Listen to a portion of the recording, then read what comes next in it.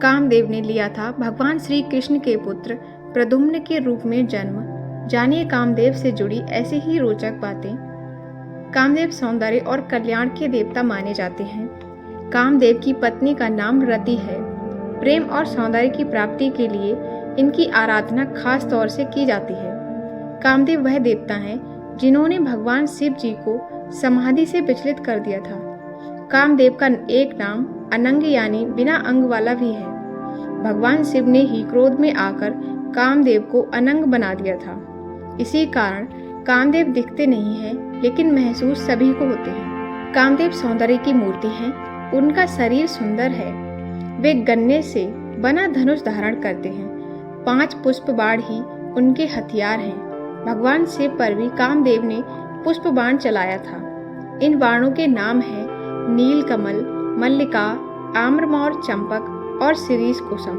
ये तोते के रथ पर मकर अर्थात मछली के चिन्ह से अंकित लाल ध्वजा लगाकर विचरण करते हैं। श्रीमद् भागवत के अनुसार सृष्टि में कामदेव का जन्म सबसे पहले धर्म की पत्नी श्रद्धा से हुआ था। देव जगत में ये ब्रह्मा के संकल्प पुत्र माने जाते हैं। ऐसा कहते हैं कि ये ब्रह्मा के हृदय से उत्पन्न हुए थे। कामदेव के अनेक नाम हैं, जैसे कंदर्प, काम, मदन, प्रद्युम्न, रतिपति, मदन, मनमथ, मीनकेतन, कमरध्वज, मधुदीप, दर्पका तथा अनंग। देवताओं के लिए दिया बलिदान। कामदेव का तन जितना सुंदर है, मन भी उतना ही सुंदर है। मन की सुंदरता का प्रमाण है देवताओं के लिए बलिदान। देवताओं पर जब संकट आया तो कामदेव ने अपने आप को दांव पर लगा दिया। कथा है कि तारकासुर के अत्याचारों से परेशान देवता ब्रह्मा जी के पास गए। ब्रह्मा जी ने बताया कि महादेव के औरत से कार्तिकेय उत्पन्न होंगे, तब वे ही देव सेनापति होकर तारकासुर का वध करेंगे। शिव उस समय समाधि में थे। उनकी समाधि भंग करने की हिम्मत किसी में नहीं थी। देवताओं ने कामदेव से प्रार्थना की।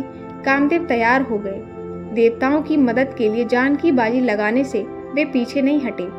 कामदेव को पता था कि जो काम वे करने जा रहे हैं उसमें प्राणों का संकट है, लेकिन देवताओं की भलाई के लिए उन्होंने ये कठिन काम किया।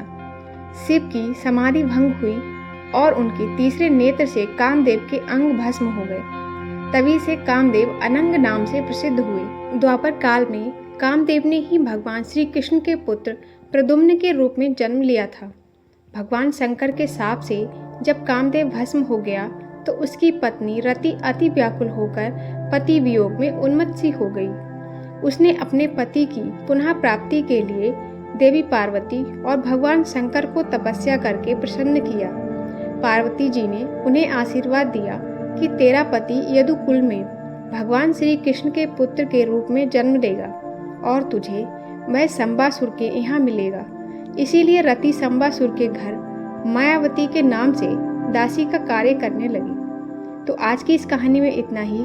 ऐसे ही सनातन धर्म से जुड़ी कहानियाँ सुनने के लिए हमारे चैनल को सब्सक्राइब कर लें। यदि वीडियो पसंद आई हो तो इसे लाइक और शेयर करना ना भूलें। मिलते हैं एक और नई कहानी के साथ। तब तक के लिए हरे कृष्णा।